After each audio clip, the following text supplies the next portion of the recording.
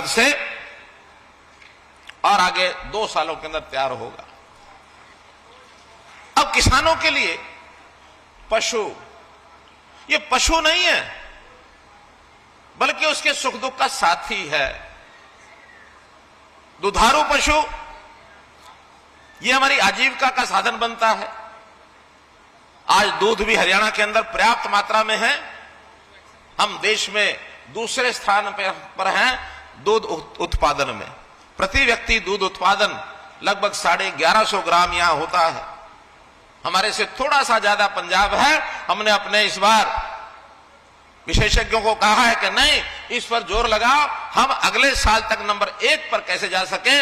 दूध उत्पादन थोड़ा सा बढ़ाने से केवल 1 लाख लीटर प्रतिदिन हम बढ़ा लेंगे, हम नंबर 1 पर आ जाएंगे।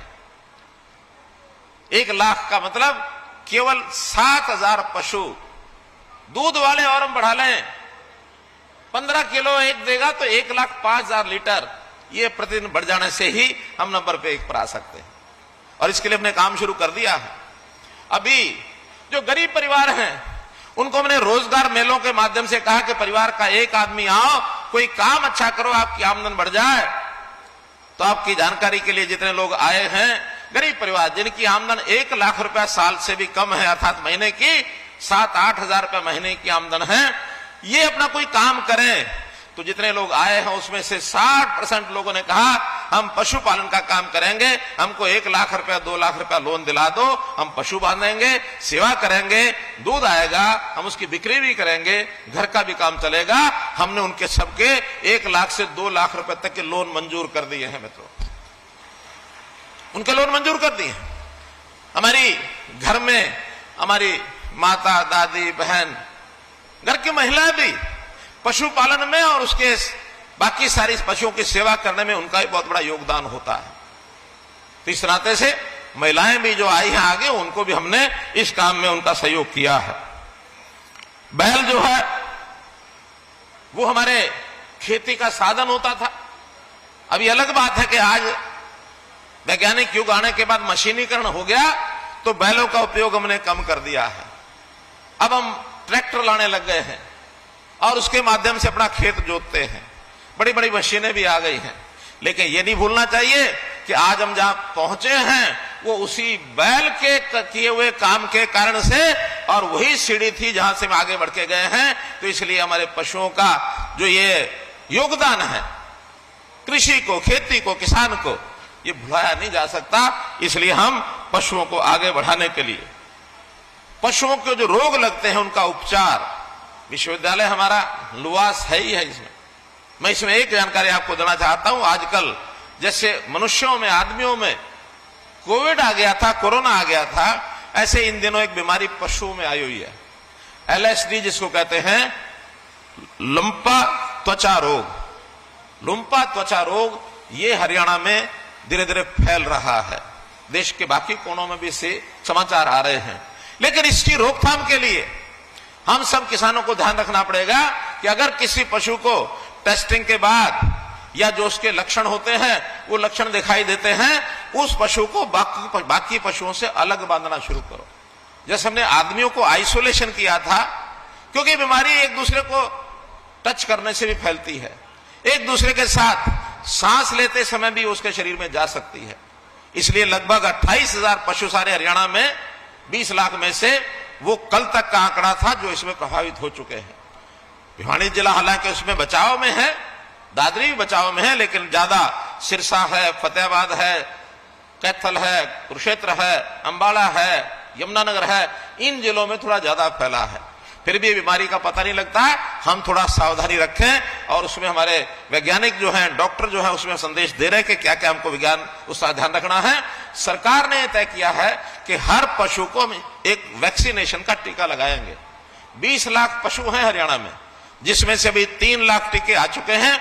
17 लाख का हमने ऑर्डर दे दिया है कि बहुत जल्दी टीके उपलब्ध होने पर, जैसे उपलब्ध होंगे 7 दिन के अंदर अंदर सभी पशुओं को इंजेक्शन, वैक्सीनेशन के हम लगाएंगे। इसलिए हम चूंकि मनुष्य इस रूप में भुक्तभोगी हैं, इसलिए किसानों ने गांव में जिनके घर में पशु है इस वैक्सीनेशन को जरूर लगवा लेना है। हाँ, जिसको ये बीमारी हो गई है उसको नहीं लगाना है, लेकिन जो स्वस्थ हैं उनको इसलिए लगाना है कि ये बीमारी उन तक फैले नहीं, आगे ना बढ़े। इसलिए इस काम को जरूर ध्यान रखना है। यहां जो पशुओं का ये जो एक अनुसंधान केंद्र बन रहा है, एक आइडियल स्थान पर हम बना रहे हैं। ये एक लुआस केंद्र का, और ये हमारा एक सेंटर होगा, एक्सटेंशन सेंटर, क्योंकि इससे पहले पशुओं की बीमारी के लिए लोगों को या तो हिसार जाना पड़ता था यूनिवर्सिटी में, या फिर महेंद्रगढ़ में एक केंद्र वहां जाना पड़ता था। इन दोनों के बीच में बहुत बड़ा इलाका है, पशुओं को क्योंकि बहुत दूर तक ले जाया नहीं जा सकता, इसलिए इस काम के लिए इस केंद्र का बहुत बड़ा उपयोग होगा। यहाँ पशुओं की कोई बीमारी का उनका ऑपरेशन करना पड़ेगा तो उसके लिए भी सुविधाएं होंगी। यहाँ पर डायग्नोस्टिक लैब होंगे, एक्सरे मशीन होगी, और ब्यात वाले जो पशु होते हैं, प्रसूति का केंद्र वो भी होगा। तो इस हिसाब से ये सब काम भी है। जैसा मैंने बताया कि फिशरीज, मछली पालन एक बहुत बड़ा व्यवसाय ये हरियाणा में होने जा रहा है, और हमारे कृषि मंत्री दलाल साहब ने तो पूरा जोर लगा रखा है कि हमने अगले साल तक जितना भी हमारा इस समय फिशरीज का काम है इसको कैसे डबल किया जाए। तो इसके लिए गढ़वा गांव में ही एक 32 एकड़ में नया फिशरीज का उत्कृष्टता केंद्र यानी एक्सीलेंस सेंटर ये बनाने की मंजूरी हमको मिल गई है। इसके लिए केंद्र से हमको 30 करोड़ रुपया मिलने वाला है। इसलिए गढ़वा गांव की पंचायत का भी मैं धन्यवाद करता हूं, उन्होंने भी अपनी 30 एकड़ जमीन ये सरकार को देने का वायदा कर लिया है। मित्रों, मैं यही बताऊंगा कि अब आगे जमाना ऐसा आ रहा है, बागवानी हो या पशुपालन हो, इसको बढ़ावा देना है हमको। और अगर कृषि मोटा अनाज या बाकी अनाज उसकी फसल थोड़ी कम भी होती है तो चिंता मत करें। कारण क्या कि हमारी आमदन अब बागवानी से ज्यादा बढ़ेगी, पशुपालन से ज्यादा बढ़ेगी, और ये हो भी रहा है। पिछले 10 सालों का हिसाब लगाएं तो हमारा कृषि का क्षेत्र घटा है, बागवानी का बढ़ा है, और इस प्रकार से पशुपालन का क्षेत्र ये भी बढ़ा है। बागवानी तो अभी हमारे 7% इलाके में ये बागवानी होती है। 80 लाख एकड़ हमारी जमीन है, अभी 5.5 लाख एकड़ में और बागवानी होती है। लेकिन हम 2030 तक आने वाले 8 साल के बाद इस 7% को 15% करने वाले हैं, और 15% करना है तो हमको बहुत सी उनको सुविधाएं भी देनी है। धान के स्थान पर बागवानी की जाए, इसके लिए विशेष योजना बनाई। हालांकि इस इलाके में धान नहीं होता, लेकिन हरियाणा में जहां भी धान छोड़कर अगर बागवानी पर कोई आएगा तो उसको लगातार 3 साल तक 7,000 रुपया किले का उसको हम देंगे, 7,000 किले का देंगे। और जो बागवानी की योजनाएं वो अलग होंगी। ये तो इसलिए कि उसमें पानी यानी धान में पानी की खपत ज्यादा होती है, धान नहीं लगाएंगे तो पानी बचेगा। पानी बचाने के लिए हम 7,000 रुपया एकड़ का उनको दे रहे हैं। जो बागवानी लगाएंगे उसके लिए अलग से सब्सिडी वो जो मिलती है वो आपको दी जाएगी, और उसमें वृक्षारोपण कोई करेगा तो 75,000 रुपया प्रति हेक्टेयर की सब्सिडी उन्हें तय की है। 75,000 रुपया अर्थात 30,000 रुपया एकड़ ये सब्सिडी पर्याप्त होती है। जिसे पेड़ लगाने हैं तो पेड़ लगाने का काम करें। हम इसी प्रकार से प्रधानमंत्री जी ने आह्वान किया था, ड्रैगन फ्रूट की खेती करेंगे, इसमें भी लाखों रुपए का। खजूर के पेड़, इसमें भी लाखों रुपए प्रति हेक्टेयर का इसकी स्कीम हमारी बनी है जो सब्सिडी देंगे। अर्थात इस पर भी ड्रैगन फ्रूट जहां हो सकता है, एक फल होता है ड्रैगन फ्रूट, वो विदेश में उसका एक्सपोर्ट भी होता है। हमारे यहां तो शायद उतना ज्यादा नहीं होता, लेकिन विदेशों में बहुत मांग है उसकी। खजूर अपने को पता है, तो इस इलाके में खास करके थोड़ा जो रेतीला इलाका होता है उसमें खजूर बहुत हो सकता है।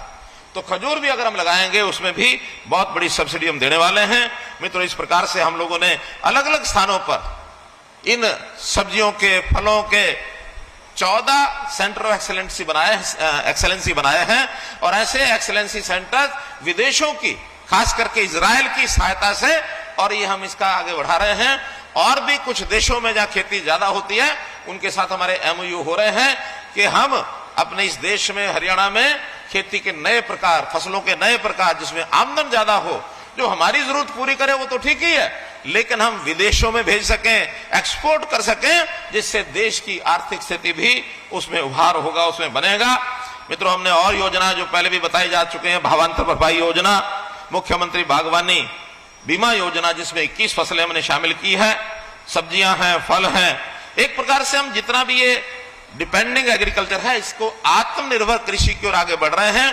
एफपीओज बना रहे हैं, मार्केट केंद्र बना रहे हैं कि चीज पैदा हो जाए, उसको बिक्री के लिए अच्छा एक प्रबंध ये हो जाए ताकि किसान अपनी बिजली को बेच सके।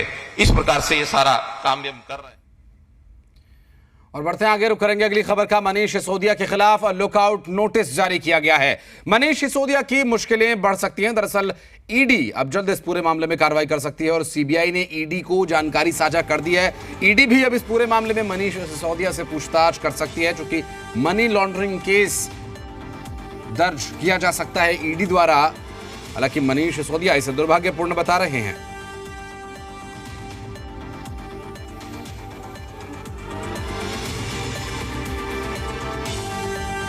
और दिल्ली बीजेपी प्रेस कॉन्फ्रेंस कर रही है, क्या कुछ कह रहे हैं बीजेपी नेता, आइए सुनवाते हैं आपको। IAC2L